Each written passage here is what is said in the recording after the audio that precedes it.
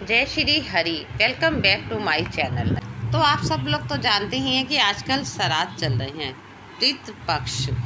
तो सभी लोग बड़ी विधि विधान से सभी अपने पूर्वजों के जो पितृ होते हैं हमारे, सबके श्राद्ध कर रहे हैं।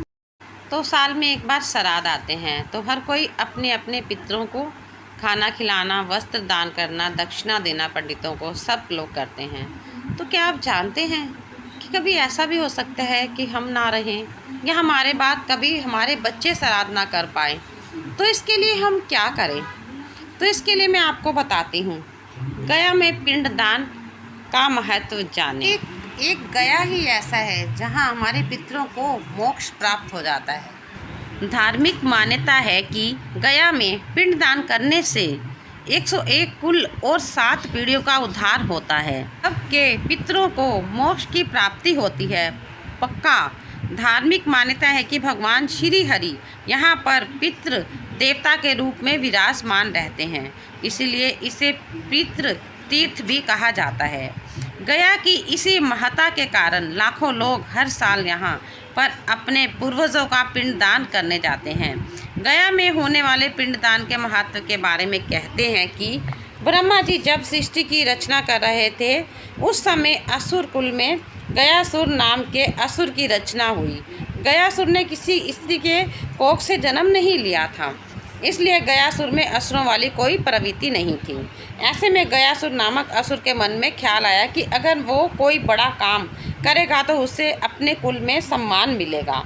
ऐसा सोचकर उसने भगवान विष्णु की कठोर तपस्या करने लगा। उसकी तपस्या से प्रसन्न होकर भगवान विष्णु ने उसे दर्शन दिए और वरदान मांगने को कहा। भगवान विष्णु की बात सुनते ही उसने कहा कि आप मेरे शरीर में वास करें ताकि जो कोई भी मुझे देखे उसके सारे पाप नष्ट हो जाएं, वह जीव पुण्य आत्मा हो जाए और उसे स्वर्ग में जगह मिले। भगवान विष्णु के इस के बाद जो कोई भी उसे देखता उसके सारे कष्ट दूर हो जाते और दुखों का निवारण हो जाता। यह देख सभी देवता चिंतित हो गए कि लोग पाप करते हैं और दुखों से निवारण हो जाता है उनका, और भगवान विष्णु की शरण में आए। विधि के विधान को समाप्त होता देखकर ब्रह्मा जी भगवान विष्णु जी के आदेश पर गयासुर के पास गए। उन्होंने कहा कि हे परम पुण्य गयासुर, मुझे ब्रह्म यज्ञ करना है और तुम्हारे समान पुण्य भूमि मुझे कहीं नहीं मिले। यज्ञ की तैयारी हुई और गयासुर यज्ञ करवाने के लिए लेट गया। गयासुर के लेटते ही 5 कोस तक उसका शरीर फैल गया, जिसके ऊपर सभी देवी देवताओं ने यज्ञ किया। इतना विशाल यज्ञ के बाद भी गयासुर का शरीर अस्थिर रहा, जिस पर देवता चिंतित हो गए। इस दौरान देवताओं ने एक और योजना बनाई। सभी ने मिलकर कहा कि अगर विष्णु भगवान भी यज्ञ में शामिल हो जाएं तो फिर यह स्थिर हो जाए। कहते हैं जब श्री विष्णु भगवान ने आकर गयासुर के वक्ष पर पैर रखे तो उनके भार से गयासुर स्थिर हो गया, और गयासुर के इस त्याग को देखकर भगवान श्री विष्णु ने गयासुर से वर मांगने के लिए कहा। गयासुर ने भगवान श्री विष्णु से वर मांगते हुए कहा कि हे श्री हरि, आप मुझे पत्थर की शिला बना दे, और ये है भगवान नारायण, मेरी इच्छा है कि आप सभी देवताओं के साथ अप्रत्यक्ष रूप से इसी शिला पर विराजमान रहें।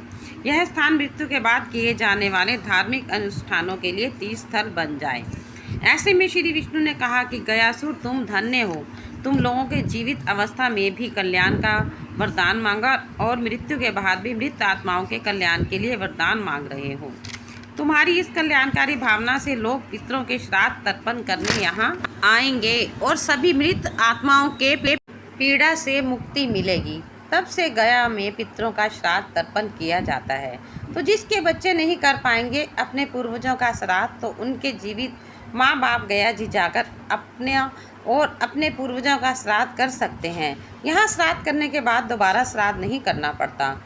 ये हमें एक बेनिफिट है और हमारे पितरों को मोक्ष की प्राप्ति होती है। हमारे पितृ स्वर्ग या वैकुंठ धाम चले जाते हैं। दोस्तों, ये वीडियो मेरी यहीं तक थी। उम्मीद करती हूँ आपको मेरी वीडियो पसंद आएगी, क्योंकि देखिए मैं नई नई खोज करके आपके लिए नई नई जानकारी लाती हूँ। मेरी वीडियो को सब्सक्राइब और लाइक ज़रूर करें प्लीज़।